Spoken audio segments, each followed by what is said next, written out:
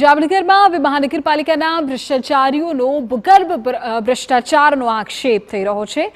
જામનગર મનપા દ્વારા ભૂગર્ભ ગટર યોજનાના નામે કરોડો રૂપિયાનો માત્ર ભ્રષ્ટાચાર થયો છે, પરંતુ યોગ્ય કામ ન થતાં નદીમાં ગટરના પાણીનો નિકાલ થાય છે, જેનાથી નદી પ્રદૂષિત થાય છે અને આસપાસના વિસ્તારમાં રોગચાળો ફેલાય છે। અનેક ફરિયાદ બાદ કોઈ ઉકેલ થતો નથી, ત્યારે આટલી બધી ફરિયાદો છતાં અધિકારીઓને કેમ પેટનું પાણી નથી હલતું તે સવાલ થઈ રહ્યો છે। ગટર ચાલુ થઈ ત્યારે એક બી કોઈ સફાઈ કામદાર હમણાં સુધીમાં કોઈ આવ્યું નથી, અને આ નદીની અંદર આ બધું પાણી આવી ગયું।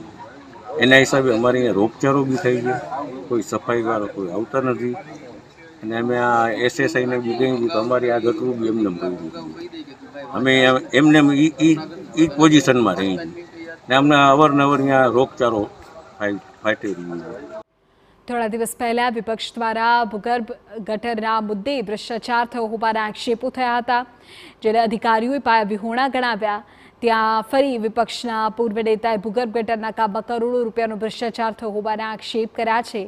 સાથે જ ગંભીર આક્ષેપ કર્યા છે કે ગટરના પાણી નદીમાં ઠાલવવામાં આવે છે, નદી સાફ રહે તે હેતુથી કરોડો રૂપિયાનો ખર્ચ થાય છે, પરંતુ ગટરના પાણીનો નિકાલ ભૂગર્ભ ગટરની કેનાલ મારફતે ન થતાં નદીમાં ગટરના પાણી ઠલવાય છે, જેના કારણે કાલાવડ નાકા બહાર આવેલી રંગમતી નદીનું પાણી દૂષિત થાય છે।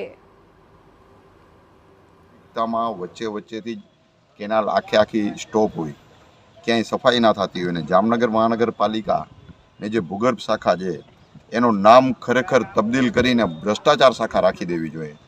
કરોડો રૂપિયા, જે લાખો રૂપિયાની આજથી 2-3 વર્ષ પહેલે જે સફાઈ થતી હતી, એ આજે કરોડો રૂપિયા સફાઈના નામે જ્યારે ફાળવાય છે ત્યારે જમીન ઉપર ક્યાંય હકીકતે કોઈ સફાઈ નથી થતી। રિવરફ્રન્ટ લાઇન નજીક ભૂગર્ભ ગટરની યોજના અમલી છે। નદીમાં ગટરના પાણી ન ઠલવાય તે માટે કરોડોના ખર્ચ કરીને યોજના અમલી કરાવાય, પરંતુ હાલમાં તો નદીમાં ગટરના પાણી ઠલવાય છે। એક સપ્તાહમાં કામગીરી પૂર્ણ કરવાની અત્યારે તો ખાતરી આપવામાં આવે છે। ઓપન ગટર હોય ને ત્યાં આપણે અંદર ભૂગર્ભ ગટર બનાવી છે ને રિવરફ્રન્ટ લાઈન બનાવી છે, એટલે એ રિવરફ્રન્ટ લાઈનમાં ભૂગર્ભમાં માણસોના ઘરના પાણી જાય, એટલે એ એટલું પાણી નદીમાં જતું ઓછું થાય, એટલા માટે આપણે બનાવેલી છે।